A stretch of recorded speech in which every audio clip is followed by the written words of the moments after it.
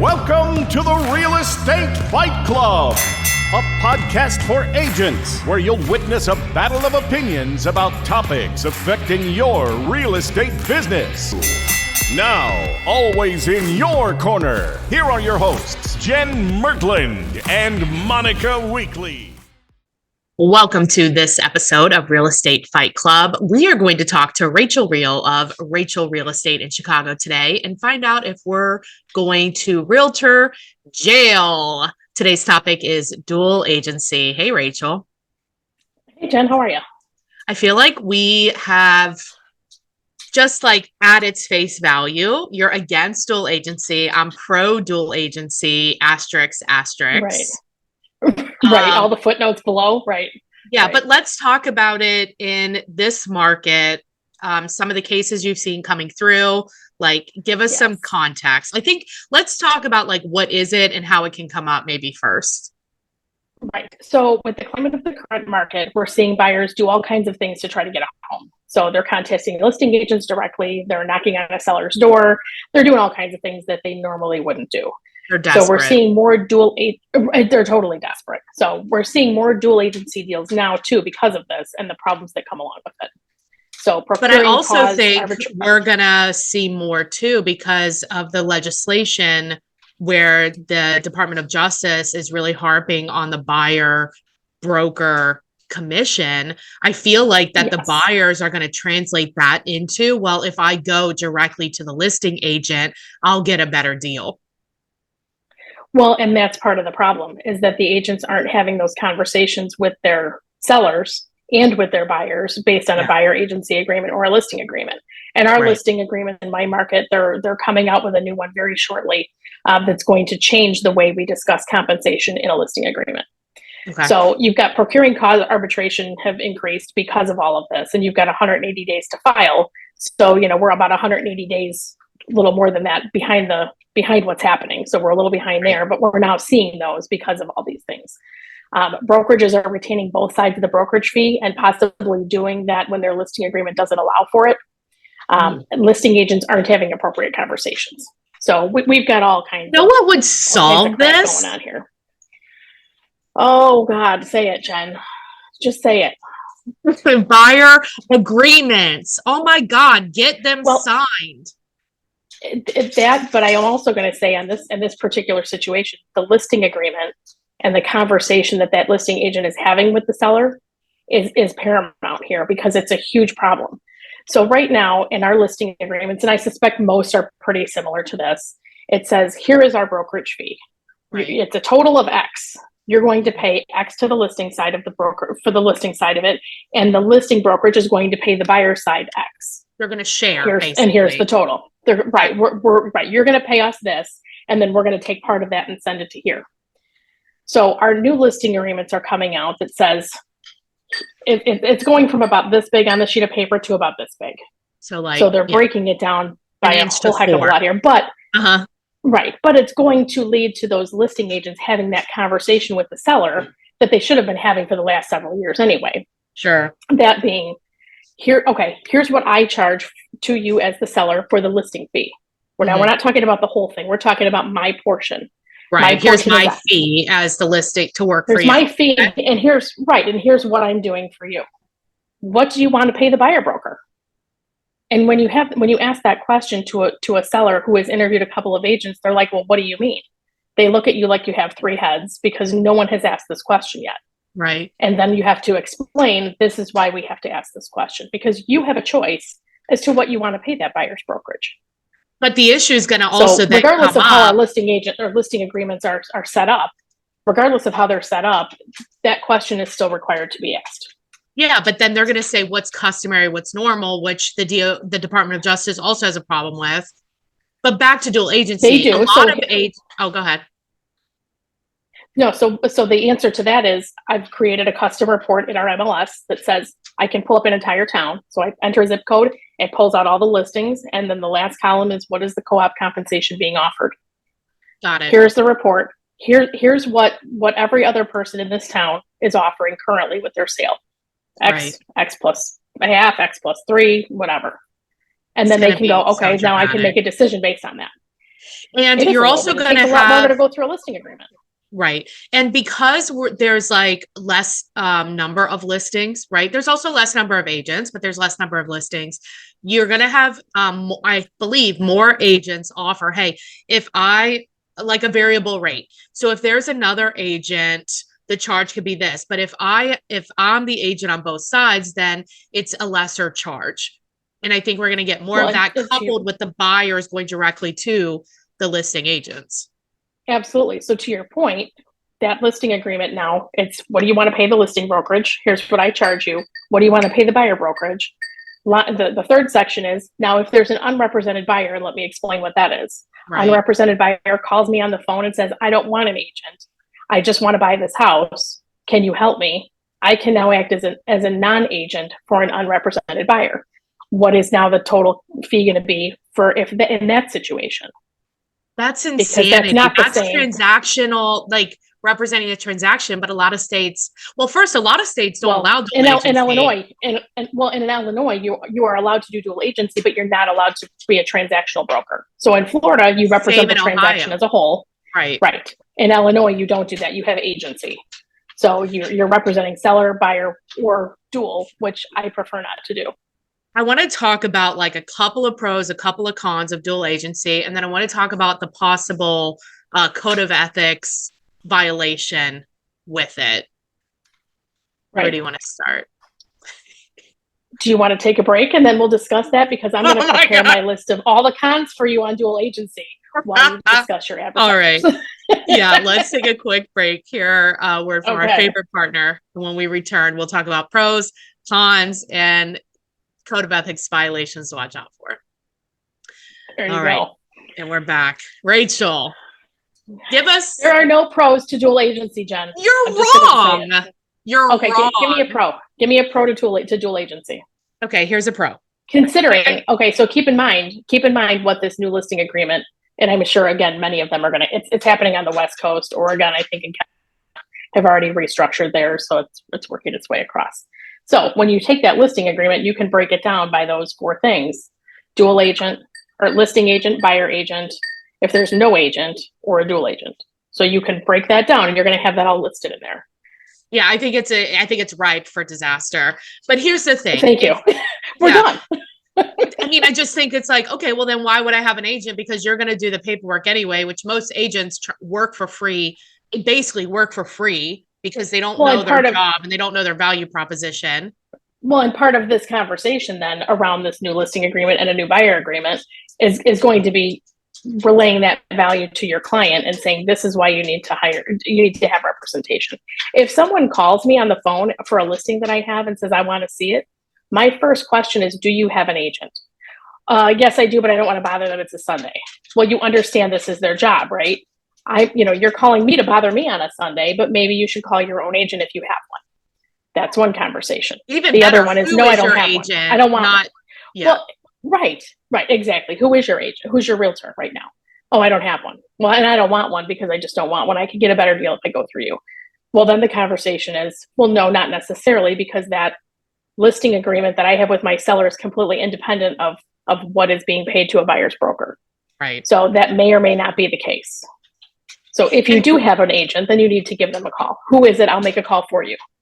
Yeah. And we've talked about this in some of the Better Call Saul episodes that we've done with Saul Klein about how to have these conversations, how to level up your business, your real estate business, that you're a professional, right? So like you have to do better every year, like every time do better. And I think dual agency, here's my perspective on dual agency. One, I am normally a listing agent. Okay. Right. Two, I'm a great listing agent. Like, I think I'm the best. So I know I'm the best. I got stats to prove it. But it's like, okay, so if I am a dual agent and I'm helping the transaction and helping the buyer and seller meet on something that makes sense for both of them, it's going to be a much smoother transaction than 90% of the agents in the marketplace that only sell 5 houses that are more worried about their commission than these clients. And that's why I think let me ask you this though. What about no agency? So essentially it's the way of, and I don't want to say doing dual agency without doing dual agency, but it's getting to the same end goal with with that particular buyer being not represented if they choose not to be. Because honestly, dual agency, most of the buyers don't want to be represented. They're just doing it as a means to an end.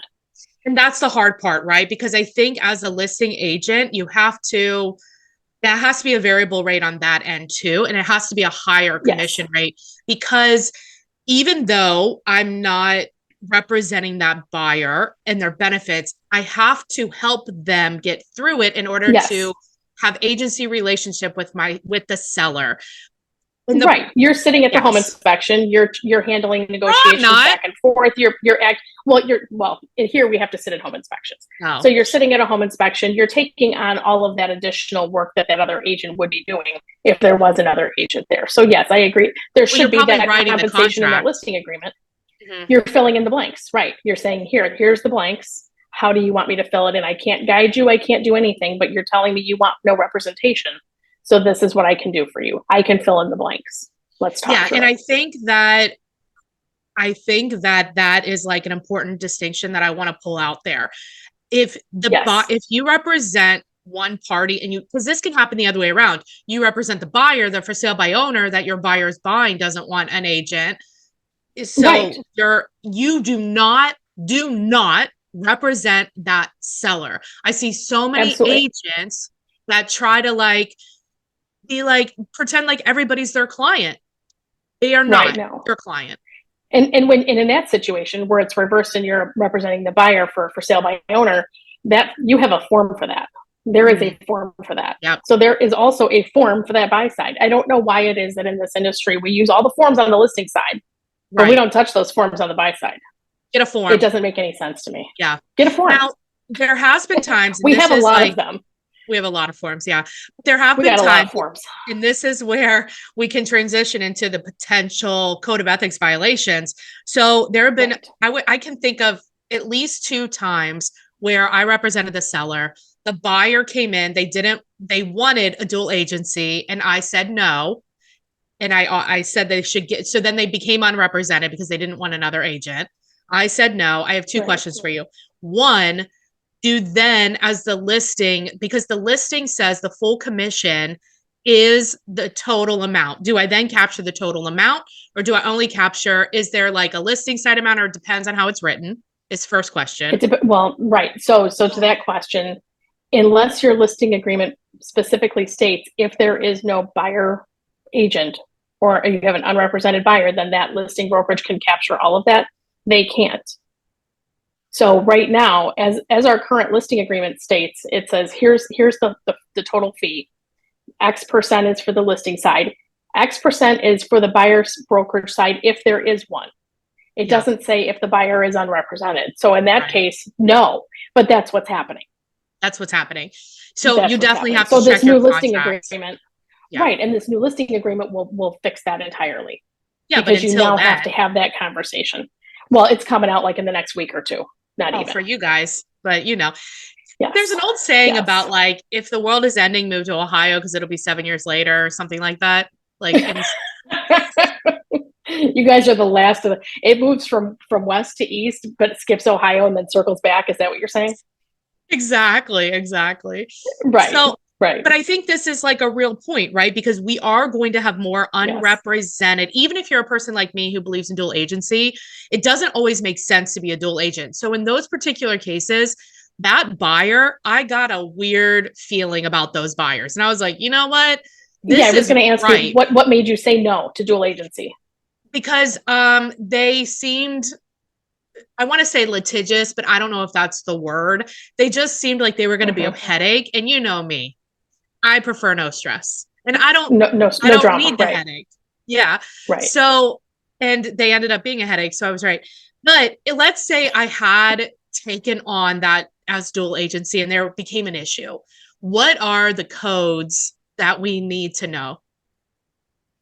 Well, here's the thing. So for the most part, you're looking at Article 9, and Article 9 states, realtors shall, for the protection of all parties, shall assure whenever possible that all agreements are in writing. I'm paraphrasing here, and that everybody has copies of everything. So if you're going to act as a dual agent, You better have that in your listing agreement that the seller has signed off on it. Then you have a notice from an agreement to dual agency from the buyer.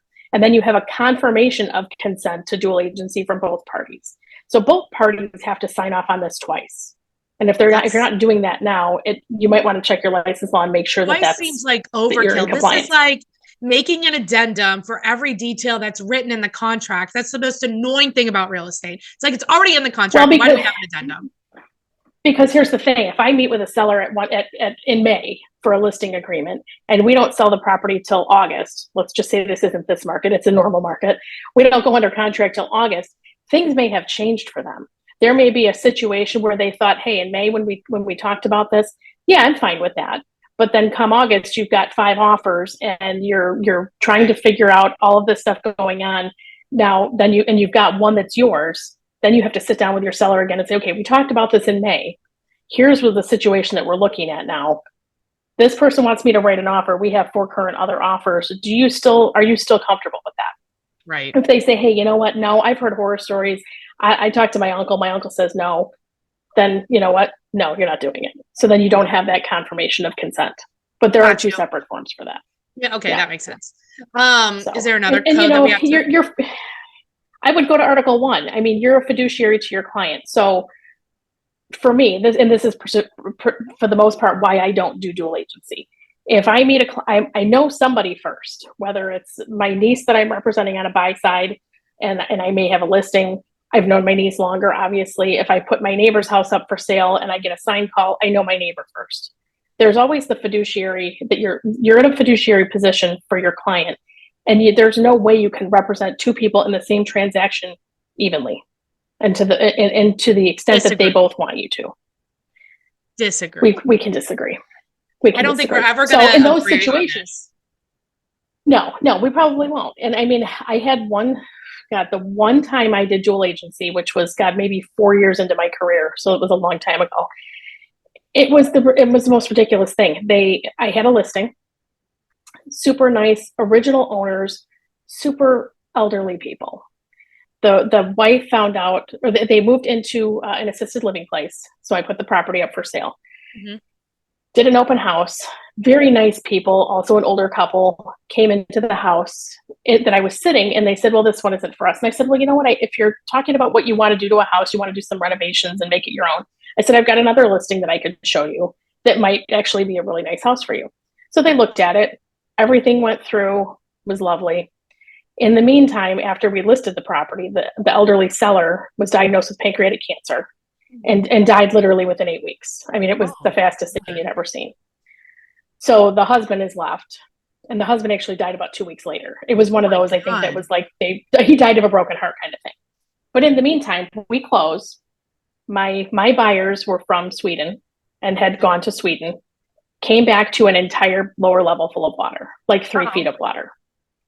Yeah. And I said, okay, so tell me what happened. I call the elderly gentleman seller, and I said, well, you said you have a battery backup sump pump. I'm just trying to figure out what happened. Right. Oh yeah, I do have a backup, but when it's raining and the pump goes out, I have to crawl into the crawl space and hand pump it. Oh no. Yeah. Oh, now that's not something I ever thought I would have to ask a seller is your battery backup a hand pump? Right. But now I know. I mean, and I probably sound like an idiot. I'm asking, do you have to do any kind of, well, because I represented both sides of it.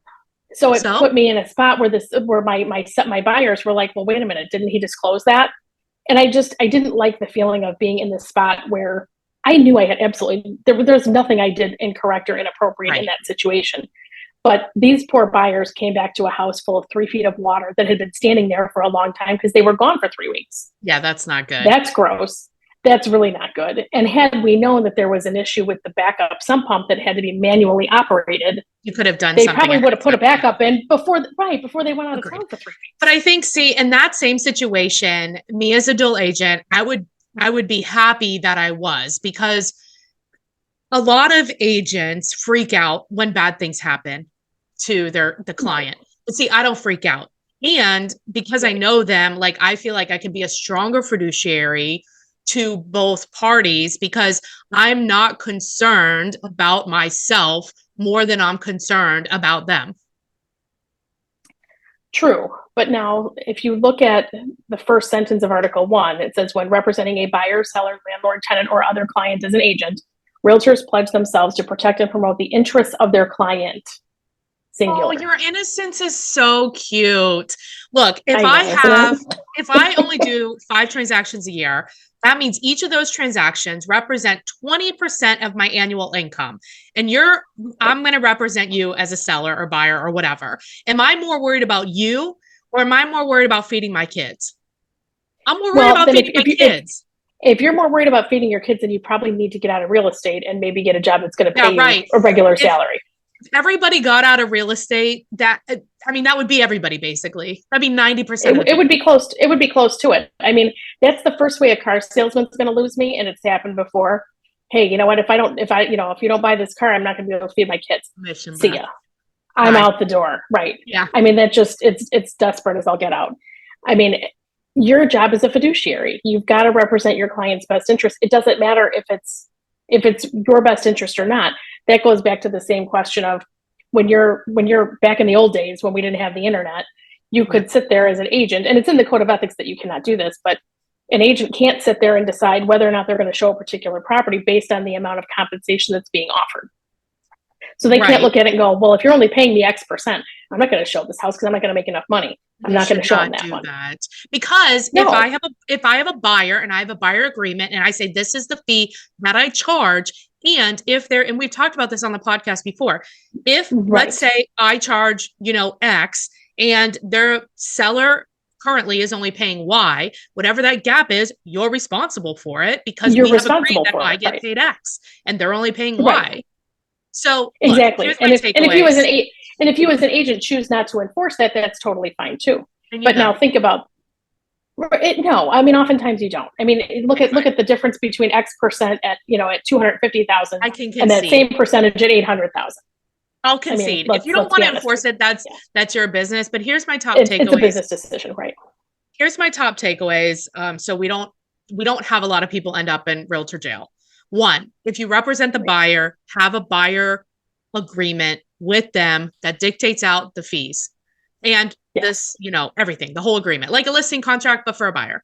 Number 2, if you represent the seller and you don't have this in your contract, talk to your broker about putting it in there for unrepresented buyers. And I would argue that you should have a variable rate and have it increase, have your side of the transaction fee, the transaction increase. Do you have any other takeaways? Right. And even in our current listing agreement, we have the small section that's, here's the total, here's how it splits out, but there's also an empty line for special compensation information. Right. So you could handwrite that in there, but now they're splitting it out just because it needs to be far more clear than it is. And it could even be a type of extra commission is also a transaction fee, right? So an unrepresented, you could do your fee that you charge for the listing to represent the seller. And then you can do the transaction fee if there's a buyer that's unrepresented. What do you think about that? You need to check your license law because here in Illinois, we can charge a brokerage fee or a commission. You can't charge a transaction fee. So we have to call, if you do that, you call it additional commission. It is additional commission. So it depends on the line it's under. Right, but you cannot call it a transaction fee. So just make whatever sure you want, gotta call it. Right. But I'm saying whatever you have to call it. Right. It doesn't have to be a percentage. It doesn't have to be a percentage. percentage. Flat. Right. Right. It can be however you want or however your broker dictates that it should be. Yeah. Rachael, if people would like to get a hold of you, if they want to say that they're team Rachael Real, not team Mertland. No. Team no dual agency. Yeah, right. And they have or they have a referral for you in Chicago. What is the best way? Best way to reach me is by my cell phone at 630-542-8688 or via email at rreal@dealwithreal.com. Awesome. And if you're an agent and you want to find out how to partner with Monica and I so we can help you level up your business and build your business around your life instead of your life around your business, give us a call or text at 513-400-1691. Thanks, Rachael. Thanks, Jen.